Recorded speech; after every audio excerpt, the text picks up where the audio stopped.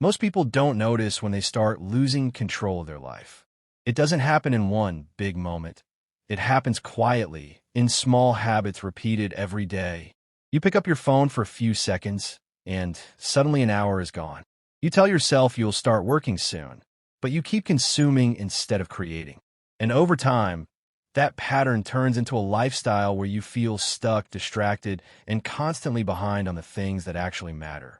If that feels familiar, then this is something you need to hear. A lot of people talk about dopamine detox like it's some kind of quick reset, like you can disappear for a day or two, avoid your phone, and come back as a completely new person. That idea sounds good, but it's not real. You can't undo months or years of overstimulation in a weekend. A real dopamine detox isn't about temporarily escaping your habits.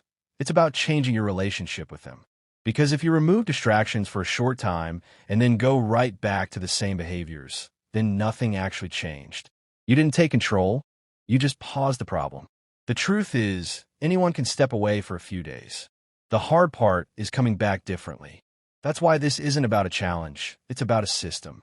Something intentional, something structured. Because without structure, you'll always fall back into the same loop. The first thing you need is a clear reason. Not a vague idea like, I want to be more focused, but something real, something uncomfortable. What happens if you stay like this?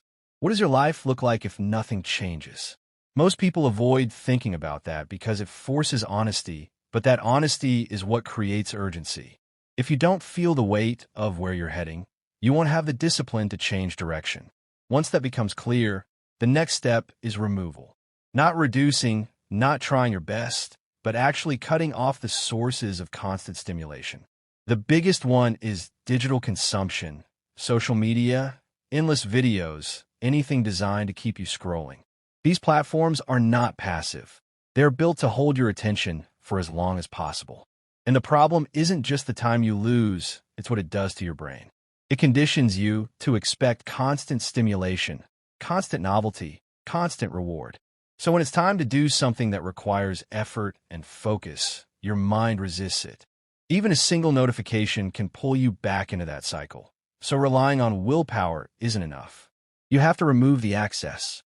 Then there are habits tied to instant gratification, especially the ones that train your brain to constantly chase stimulation without effort. When your mind gets used to easy rewards, everything that requires patience starts to feel unbearable. Add to that things like alcohol, junk food, or anything that artificially boosts your mood while disconnecting you from reality, and you create a system where you're always escaping instead of improving. These things feel good in the moment, but they keep you stuck in the long run. The same goes for behaviors built on unpredictability, things where the reward is uncertain, but the possibility of something exciting keeps you hooked. That uncertainty is what makes them addictive. Your brain keeps chasing the next hit, the next win, the next moment that might feel better than the last. When you remove all of that, you create space. And that space is uncomfortable. You'll feel it almost immediately. The silence, the restlessness, the urge to reach for something to fill the gap. Most people interpret that feeling as a problem, but it's actually part of the process. They never pause long enough to understand themselves. You move your body not just for physical benefits, but because it resets your mental state. You reconnect with real people, not through screens, but through actual conversations.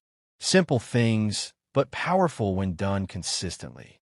As time passes, your mind starts to change.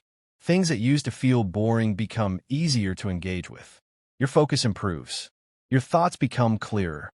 You start to feel more present. And then comes the part that determines whether all of this was worth it or not. What you do next. Because the goal isn't to eliminate everything forever. It's to rebuild your life with awareness. When you reintroduce things, you do it intentionally. You decide what deserves a place in your life and what doesn't. Not based on habit, not based on impulse, but based on who you want to become. You start asking different questions. Does this actually add value to my life? Or is it just filling time? Does this move me forward or keep me distracted? And if something doesn't align with where you're trying to go, you let it go. Not because it's inherently bad, but because it's not necessary for the life you're trying to build. You stop giving everything equal access to your attention. You become selective. And that's where real control begins. At that point, you're no longer reacting to everything around you. You're choosing. You're deciding how your time is spent, what your mind is exposed to, and what kind of person you're becoming through your daily actions. And that's the difference most people never reach. They keep adding more, consuming more, chasing more, thinking it will make them happier, when in reality, it just makes them more distracted. This process won't instantly transform your life. It's not supposed to. Real change doesn't happen overnight. But if you take it seriously, if you actually follow through instead of just thinking about it, you'll start to notice something shift. You'll feel more in control, more aware, less dependent on constant stimulation. And from there, everything else becomes easier to build.